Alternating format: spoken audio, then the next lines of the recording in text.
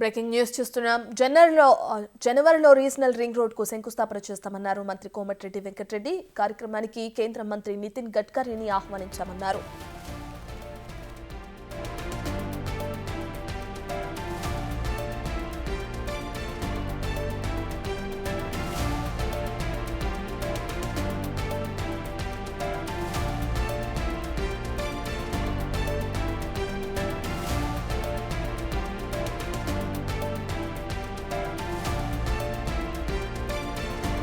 ఇక జనవరిలో regional ring రోడ్డుకు శంకుస్థాపన చేస్తామన్నారు మంత్రి కోమటిరెడ్డి వెంకటరెడ్డి. ఈ కార్యక్రమానికి కేంద్ర మంత్రి నితిన్ గడ్కరీని ఆహ్వానించామన్నారు.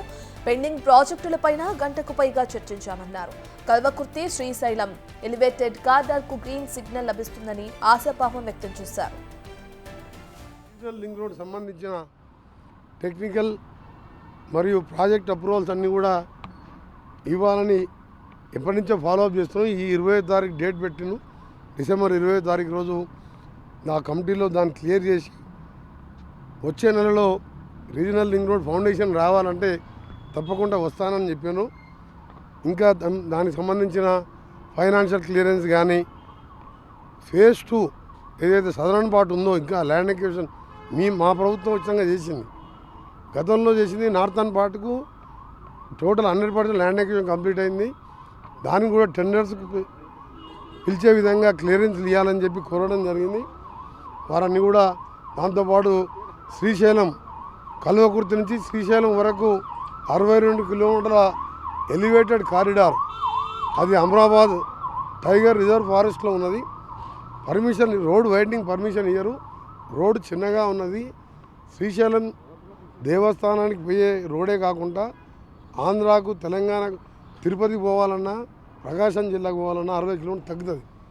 దానికి సంబంధించి కూడా ఫారెస్ట్ క్లెయిమ్స్ ఇప్పటికే దానికి సంబంధించిన దాని అలైన్మెంట్ కూడా ఫిక్స్ చేయడం జరిగింది. స్టేట్ గవర్నమెంట్ మా R&B డిపార్ట్మెంటు దాని ప్రపోజల్ పంపించాం. ఫారెస్ట్ క్లెయిమ్స్ ఒకటి ఈ 2-3 రోజుల్లో తెలంగాణ మా హైదరాబాద్కి వెళ్ళి ఇక్కడికి పంపిస్తాం.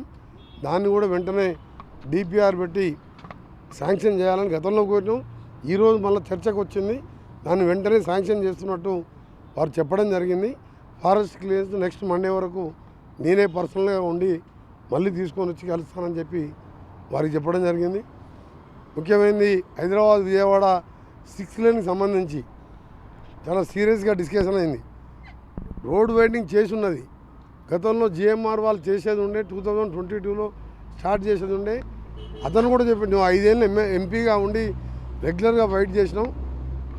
GMRని క్లోజ్ చేసి ఆయనకు క్లెయిమ్ పోతే ఆయనకు అమౌంట్ కూడా రిఫండ్ ఇచ్చి DPR ఇవ్వండి, మా అధికారులు ఆలస్యం చేస్తున్నారని చెప్పి అధికారుల మీద కూడా ఆగ్రహం చెంది వాళ్ళకు కూడా టైం బౌండ్ పెట్టి 6 లేన్గా టెండర్లు పిలవాలని చెప్పి DPR ఫైనల్ చేసుకుంటూ టెండర్ పిలవాలని చెప్పి ఆదేశాలు జారీ చేయడం జరిగింది. ఈ సందర్భంగా మా ముఖ్యమంత్రి గారి తరఫున R&B శాఖ మంత్రి నా తరఫున ఇంకా కొన్ని మిగిలిపోయిన రోడ్స్ అన్నీ కూడా ఇచ్చాము. అవన్నీ కూడా వెంటనే క్లియర్ చేస్తామని చెప్పి వారు మాకు హామీ ఇచ్చినందుకు మా ప్రభుత్వం తరఫున ధన్యవాదాలు తెలియజేసుకుంటూ, మీకు ఇప్పటికే తెలంగాణలో దాదాపు 16 రోడ్లు ఉన్నాయి. యాన్యువల్ బడ్జెట్లో పెట్టాలంటే మేము 1 వీక్లోనే అన్ని DPR ఎస్టిమేట్ పంపిస్తామని చెప్పాం. అవన్నీ కూడా శాంక్షన్ దాదాపు 3,200 కోట్లు యాన్యువల్ బడ్జెట్. యాన్యువల్ ప్లాన్లో పెట్టాలంటే జనవరి లోపు మా ప్రపోజల్ రావాలి. అవన్నీ కూడా ఎస్టిమేట్ ఇస్తున్నాం. అవన్నీ వచ్చిన తర్వాత మార్చి లోపు అవన్నీ కూడా శాంక్షన్ చేసి అదుకో అదనంగా 3,200 కోట్లు కూడా తెలంగాణ రాష్ట్రానికి ఇస్తానని చెప్పినందుకు గడ్కరీ గారికి కృతజ్ఞతలు.